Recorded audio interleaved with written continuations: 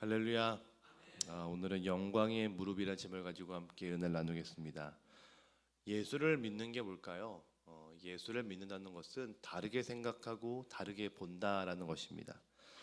사람들은 일반적으로 높아지는 것을 원하죠. 남들 위에 올라서서 남들에게 내 생각을 전하고 이것들이 성취되는 것을 보면서 만족감을 누리는 게 사람의 기본 윤리이자 기본 마음일 것입니다. 사람들은 그래서 더 강해지려고 합니다. 더 강해지려고 하고 더 많이 가지려고 하고 더 많이 품으려고 합니다.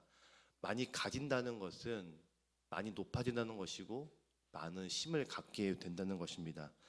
이것은 사실 진화론적인 세계관에 근거하에 있습니다. 약육강식, 적자생존 이 법칙을 쫓아간다는 것이 우리도 원래의 모습이라는 것이지요. 약한 자는 도태되고 강한 자만 살아남는 게 바로 진화론적인 세계관입니다. 요즘에 TV 보면 정글의 법칙이라고 있죠. 정글의 법칙이 바로 이 진화론적 세계관의 모습 아닐까요? 직장도 전쟁터이고 우리의 살아가는 터전도 전쟁터입니다.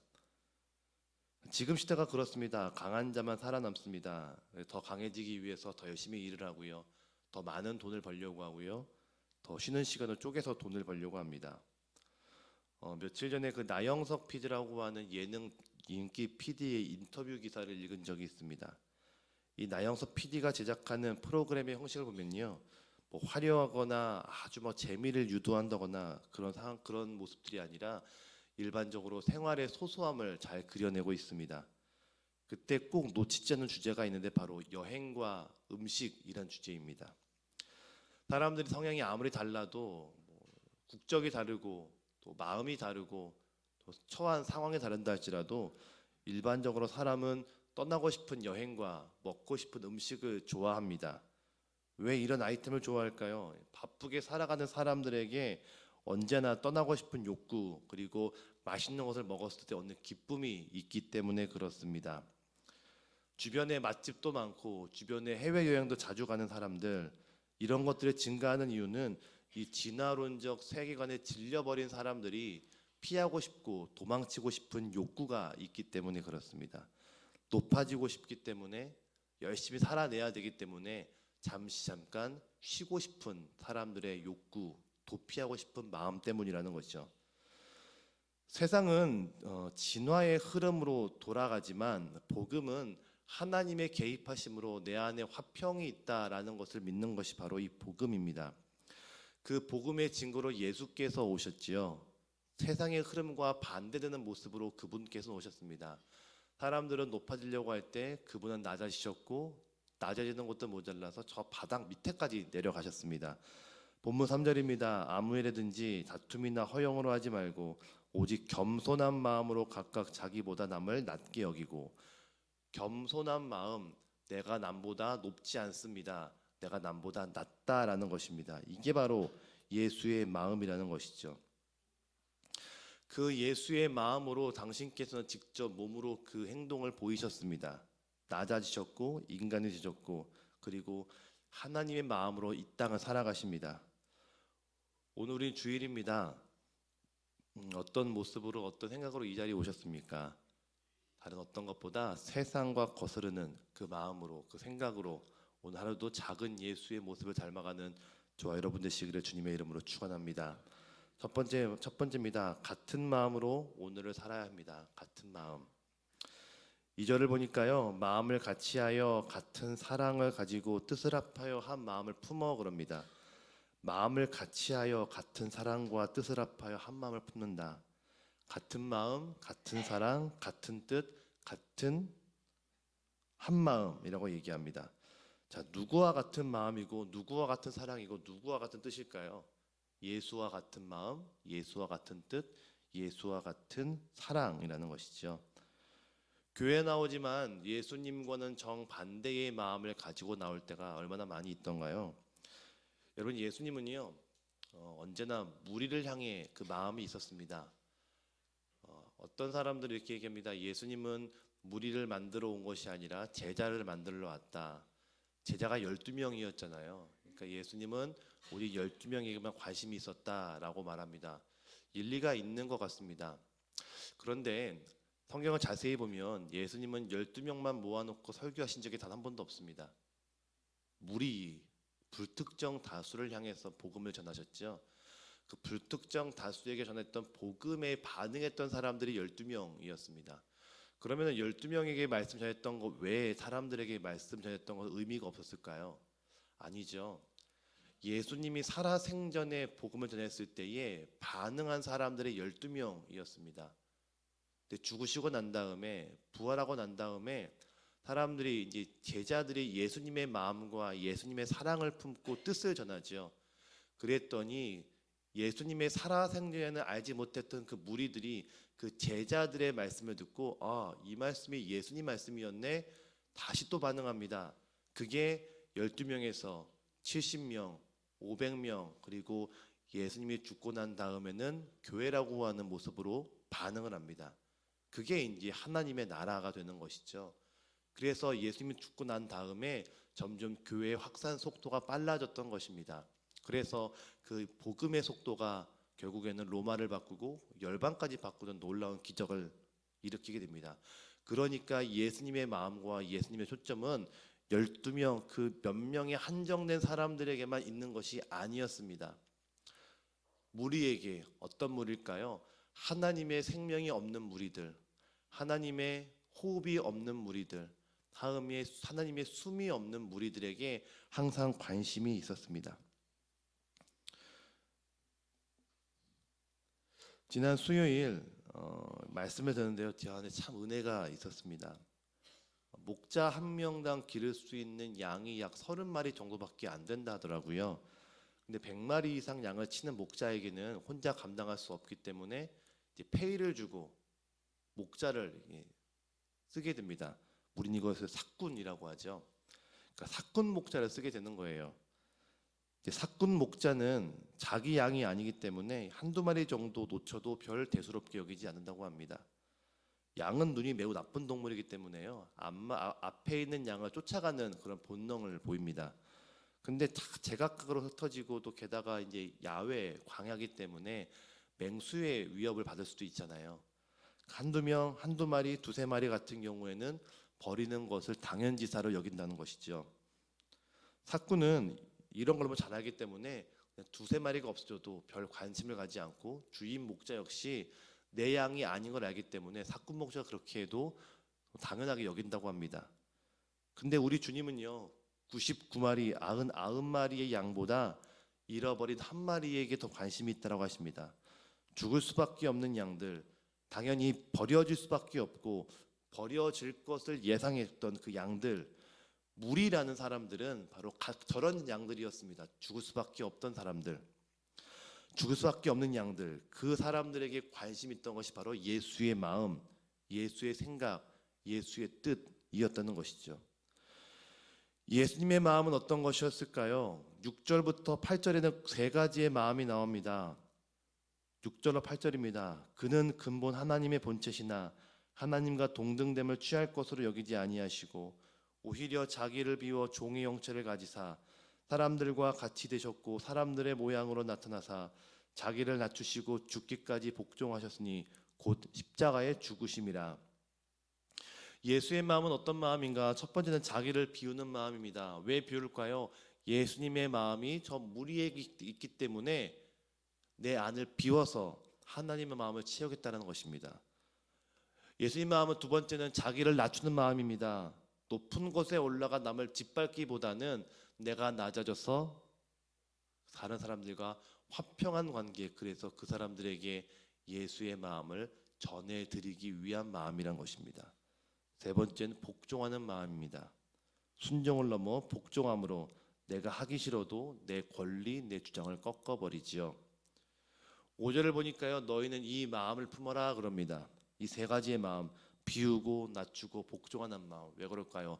예수님의 마음이, 예수님의 눈이 나에게 12명의 그 사랑받았던 우리들에게 있던 것이 아니라 하나님의 생명이 없던 저 무리, 에스겔에서는 그런 사람들을 마른 뼈라고 얘기하고요, 창세기는 그런 사람들을 짐승 이렇게 얘기합니다. 그런 사람들에게 하나님 마음이 있다는 것입니다. 사랑하는 여러분, 오늘 하루 그렇게 하나님 마음과 예수의 마음을 우리 안에 품는 그런 시간 되었으면 좋겠습니다. 밖에 나가면 얼마나 많은 사람들이 있던가요?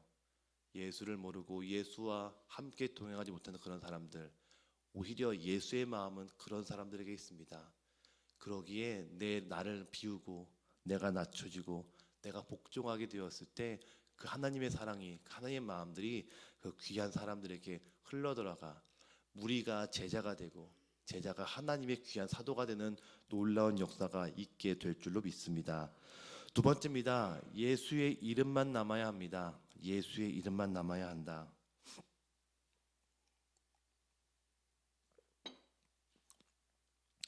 복음으로 살아간다. 이 말은 무슨 말일까요? 마태복음 13장을 보면요, 씨 뿌리는 자의 비유가 나옵니다. 씨가 뿌려지면 싹이 나고 줄기가 맺혀지고 열매가 맺죠.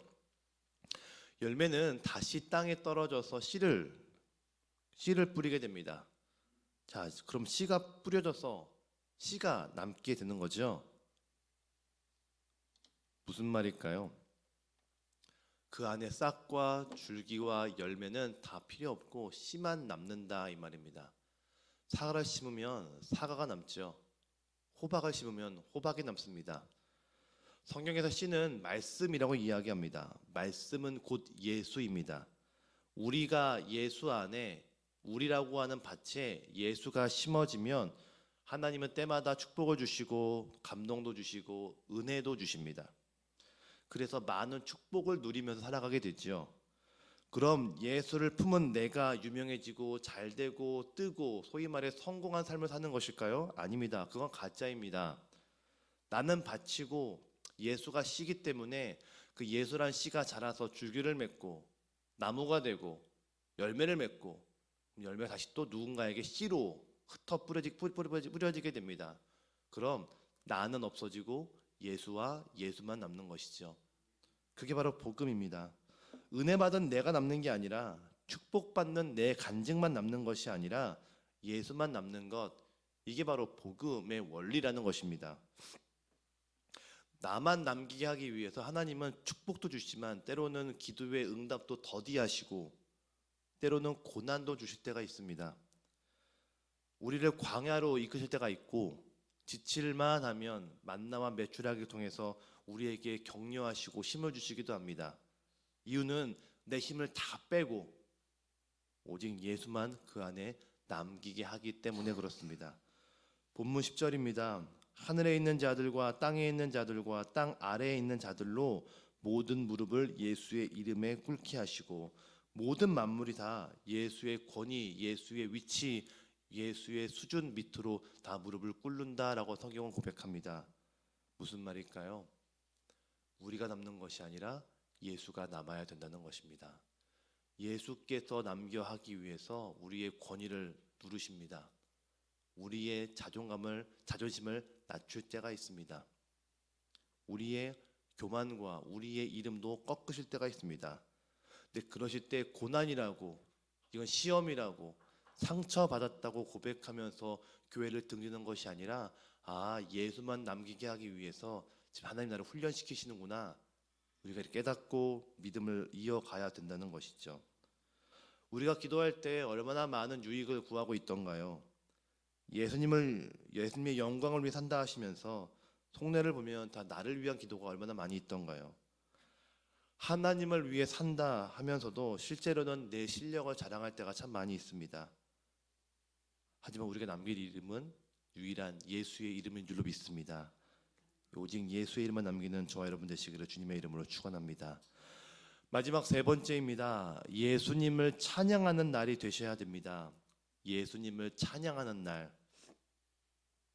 주님이 우리를 창조한 목적이 무엇일까요?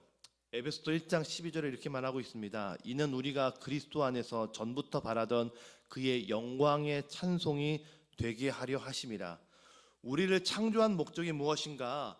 영광의 찬송이 되게 하기 위해서라고 성경은 이야기합니다. 우리가 고백하는 찬양 때문에 하나님의 영광 받는다가 아니라 내 자체가, 내 존재가 영광의 찬송이라는 것이죠. 그러니까 내가 걸어갈 때도 그의 찬송이요, 내가 말할 때도 그의 찬송이요, 내가 누군가 대화할 때도, 누군가에게 기도해 줄 때도, 누군가 밥을 먹을 때도 내 자체가 하나님의 영광의 찬양이라는 것입니다. 그러니까 내 삶의 목적이, 내 24시간의 삶이, 내 365일의 모든 일거수일투족이 다 하나님의 찬송이라는 것이죠. 우리는 그 마음을 품고 살아가는 것이 우리 목적, 삶의 목적이라고 지금 성경은 이야기합니다. 1988년 서울 올림픽에서 세계인의 이목을 끌었던 육상 선수 그리피스 조이너라고 하는 사람이 있었습니다. 이 사람의 별명은요, 세상에서 가장 빠른 여자라고 하는 닉네임을 갖고 있었습니다. 이 사람이 금메달을 따서 이렇게 얘기합니다. 저는 달리면서 항상 하나님께 영광 돌릴 것을 생각하며 달렸습니다 라고 이야기합니다. 우리의 모든 과정들, 모든 일거수일투족이 다 하나님의 영광이라는 것이죠. 예배는 주일날 1시간만 딱 드리는 것이 아닙니다. 내 말, 내 생각, 내 마음, 내 행동, 이것이 다 예배고 예수를 찬양한 목적이고 내가 존재하고 창조된 이유라는 것입니다. 그 모습 때문에 우리는 영향력을 주는 사람으로 된다라고 성경은 이야기합니다. 그래서 우린 긍정적이어야 되고요. 그래서 우리는 참 웃을 일이 없어도 웃어야 되고요. 그래서 우리는 일부러라도 더 겸손하게 살아가야 되는 것입니다. 왜? 내 말이 하나님의 영광이요, 내 생각이 하나님의 찬송이요, 내 행동이 하나님께 영광의 목적을 올려드리는 귀한 수단이기 때문에 그렇습니다. 여러분, 오늘 하루 그렇게 살아가시면 어떻겠습니까? 우리가 참 부정적일 때가 많이 있습니다. 부정적으로 말하고 누구를 음해할 수밖에 없고 누군가의 뒤에 욕할 수밖에 없는 그런 모습들, 우리가 원래 그런 사람들입니다. 우리가 뭐가 없어서, 무언가 부족해서, 무언가 결핍돼서 부정적으로 바뀌는 사람들이 아니라 원래 우린 그런 사람들입니다. 부정적인 사람들. 그러나 우리에게는 예수가 있지 않습니까? 예수의 마음을 품으라 라고 지금 빌립보서는 얘기하고 있습니다. 그 예수의 마음 때문에, 예수의 사랑 때문에 우리의 부정적인 자아는 덮여지고 우리의 상처는 회복이 되고 우리의 아픔은 치유가 된 줄로 믿습니다. 그래서 우리의 말과 우리의 행동과 우리의 생각과 우리의 가치관이 점점 바뀌어지며 모든 것들을 통하여서 예수를 찬양하는 자들, 예수께 영광 올려드리는 자들, 사는 사람들에게 예수의 씨앗들을 뿌려서 점점 더 이 땅이 하나님의 나라, 하나님의 꿈, 하나님의 원하시는 그런 나라가 되는 것을 꿈꾸시고 나아가시는 저와 여러분 되시기를 주님의 이름으로 축원합니다. 같이 기도하겠습니다. 주님, 상처받은 우리의 자아상이 예수의 피와 예수의 사랑으로 힘입어 긍정적 자아가 되게 하시고, 이를 통하여 주님 이 땅을 살아갈 때에 변화를 일으키고 변형을 꿈꾸는 복된 우리가 되게 하심에 감사드립니다. 우리의 생각을 되짚어봅니다. 우리의 마음도 되짚어봅니다. 때마다 시마다 얼마나 많은 상처와 또 자존심과 내 뜻과 거스를 때가 얼마나 많이 있던지요. 그런데 주님, 오늘 말씀을 보니 너희는 이 마음을 품으라 라고 고백하고 있습니다. 예수의 마음, 겸손의 마음, 비워내는 마음, 그리고 순종을 넘어 복종을 만들어가는 그 예수의 마음, 주여 이 마음을 품고 우리가 오늘을 살아갑니다. 부정적 자아가 회복이 되어서 긍정적 자아가 되게 하시고, 한숨과 슬픔과 분노가 사라지고 웃음과 긍정적 자아로 오늘을 살게 하시며, 또한 주님, 이를 통하여서 우리의 삶이 점점 더 진취적이고 힘차게 목적을 분명히 살아갈 수 있는 우리 모두가 되기원하오니, 우리의 생각과 말을 통하여서 오직 하나님 한 분 여호와를 찬양하는 거룩한 목적 되게 하여 주시옵소서. 특별히 오늘은 주일입니다. 말씀을 듣고 찬양을 부르며 내가 가졌던 믿음과 내가 가졌던 그 소망들이 가짜가 아니라 진짜임을 믿음으로 인정하고 기뻐하는 복된 날, 축제의 날 될 줄 믿사오니, 주여 오늘 말씀을 들을 때마다, 오늘 찬양을 할 때마다 내가 가진 믿음을 통하여서 더 새롭게 되고 회복게 되는 놀라운 역사를 경험하게 하여 주시옵소서.